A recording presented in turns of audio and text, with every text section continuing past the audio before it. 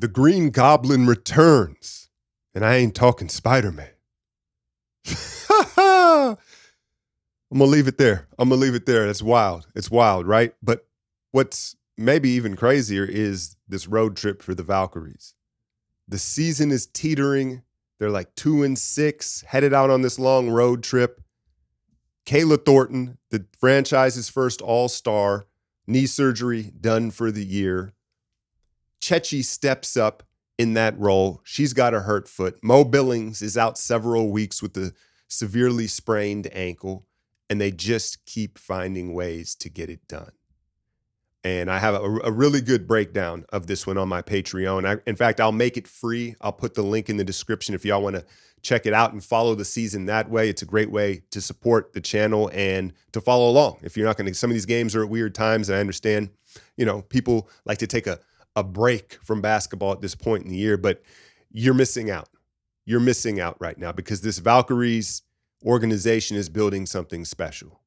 And when you look at the scouting and the way they put this roster together, along with Natalie Nakase, who is going to be in the Coach of the Year discussion annually.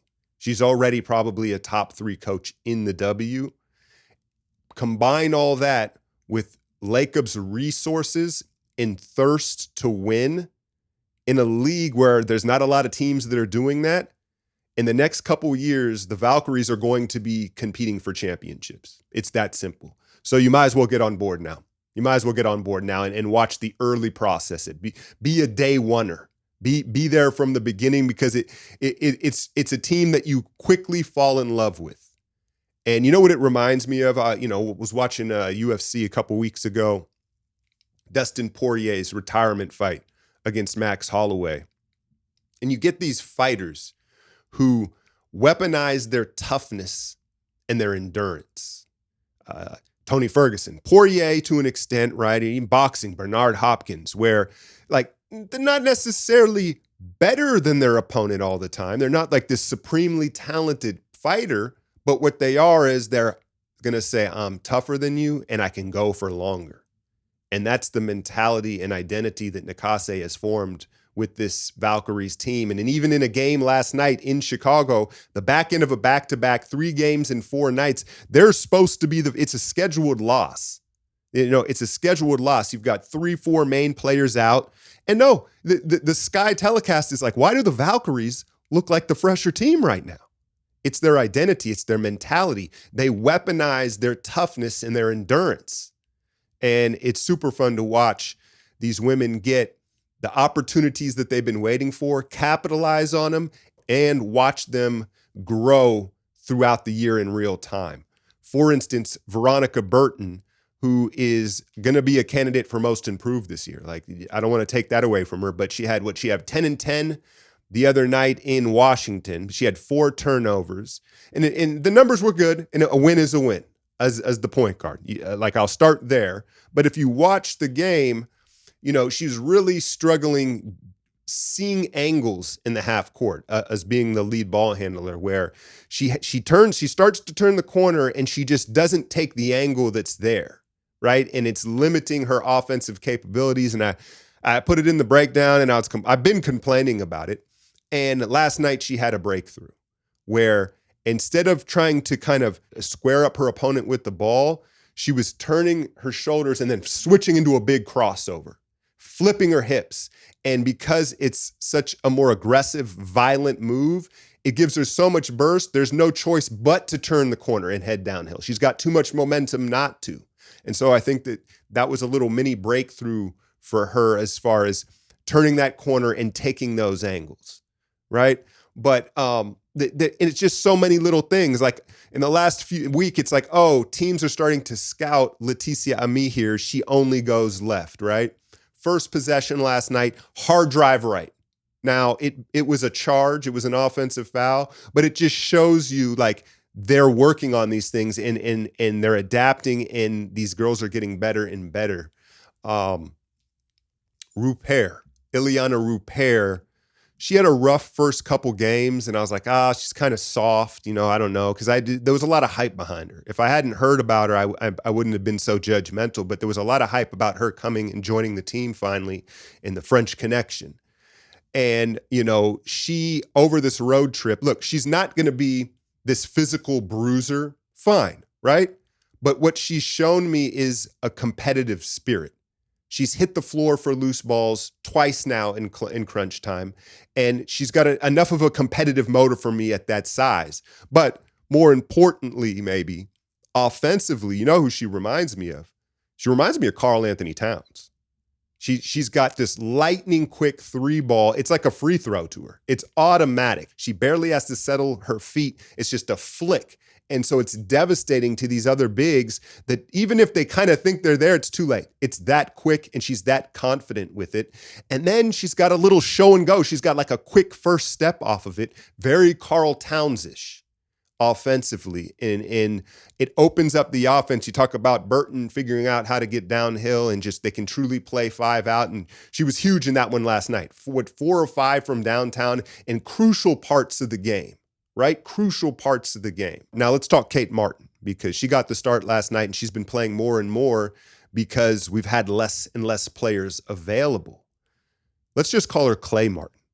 Let's call her Clay Martin. Because shout out to my patrons, because they were the ones that brought it to my attention. I think that Clay's status is so far above Kate's right now, just in their careers, that I just put Clay in this whole other level of just, he is, right? But where Kate and Clay are very similar is Kate will have 2 or 3 plays in a game, and it's like, yo, are you high? Like, what are you doing, right? And then she will proceed to hit the biggest shots of the game and make a big defensive play, like jump up passing. And you're like, my goodness, right? Money Martin, the clutch gene is like, it's so apparent. And I think that her and Clay, they're very similar in their aloofness, their aloof personality, where sometimes you're like, man, you're kind of out to lunch right now. You're kind of spacey. It also is the same reason why they're able to perform in the clutch, because they are aloof and they don't feel as much pressure as some of these other players. But Kate has really found her role as a gunner. She's letting it go, as she should, right? As she should. Who else, man? The Green Goblin, right? The stick. I'm not talking about San Francisco in the 90s. All right, that's enough. That's enough of those bars. Tip, I'm hoping she missed last night's game. I don't know if it's just like load management. There's been so many games and as an older player, right? So hopefully she's back for this Aces matchup Sunday. But Mo Billings is going to be out weeks, right? She's going to be out weeks with this ankle that she re-aggravated against the Dream. Chechi, who was coming on strong, Mini Mamba, she's got a sore left foot. Who knows how long that's going to take, but they just keep on pushing through. Strength in numbers, all the cliches you want to throw out there. This team is like living up to that prophecy. Now, they signed a player on a 7-day contract. Forgive me if I can't pronounce her first name. Is it Kalia? Is it Kayla? But Charles, Kalia Charles, let's go with that, is 6'1", 27 years old, out of Maryland. She's played 18 games for the Dallas Wings, and it was a hardship exception. This is like, that's the other thing. If you're not the W, listen, I'm going to go on this little rant again because I want people to enjoy this like I am. Don't compare it to the NBA. Don't turn on a game and go, oh, look at them smoke that layup and this. Like, once you accept it, that it's a different game, and you start to learn the storylines and how fun and amazing of a story this Valkyries team is, you're going to have a ton of fun. And there's a lot of drama, and there's a lot of kooky stuff that goes on, like the Green Goblin, that just add to the intrigue. But another thing that's very common in the W is teams sign players for 7-day contracts, where in the NBA, you do that usually and the guy just sits in his warmups, right? In the W, it's like a movie. It's like, no, here's your shot. You're going to play 25 minutes tonight, right? And they'd really get these opportunities and these rosters shuffle around. And Charles gets an opportunity last night in Chicago and took full advantage of it. I think the concept is for her to fill in some of the void that Kayla left. She's a big, strong athlete with a high motor.